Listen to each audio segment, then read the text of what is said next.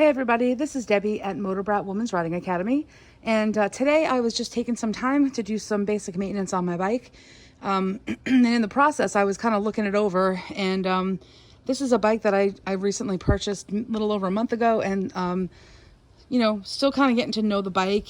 It's the feel of it, which is not taking very long to get the feel of it. It's a pretty easy bike to enjoy, but today I was putting on some rear crash bars, because now I have hard saddlebags. So I've got my front crash bars right there. And I need some rear ones, because that way, if you happen to drop the bike, at least the bike is landing on the crash bars and not like the saddlebags, where before on my bike, I had leather saddlebags. So it wasn't, as imperative. But one of the things that I've been noticing about this bike is I did purchase it from down in Myrtle Beach. So it was down there for 5-6 years, and of course it's by the water. So I think the bike was very well taken care of, obviously garaged, but you expose any vehicle to a little bit of salt air, and you're always going to start to see some signs of that.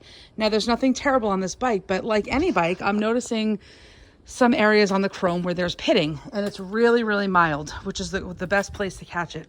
But I have a little trick that I learned, and now I don't know if you can see it, because I've already taken most of it off, so I don't have a lot of places to show anymore. But along here, and I don't think you can see it really, a little bit you can. I'm trying to get focused. You can see a very little bit of pitting where it's just rough. And I have learned that if you get some zero grit sandpaper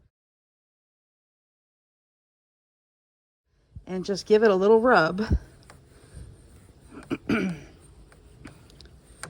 it shines it right up. Now again, you couldn't really see much of the pitting anyway, but now you can see it looks much shinier. So the pitting was making it dull. And let's see if I have any more. I kind of just did some of these spots back here. Oh, here we go. Here's some pitting down here that I missed. Where is it? Again, it's really hard to see, but like along here, there's just some very little pitting. And so if I just take my zero grit sandpaper and just kind of rub in on that chrome with my zero grit sandpaper, it takes that pitting right off. I didn't have any, which is good.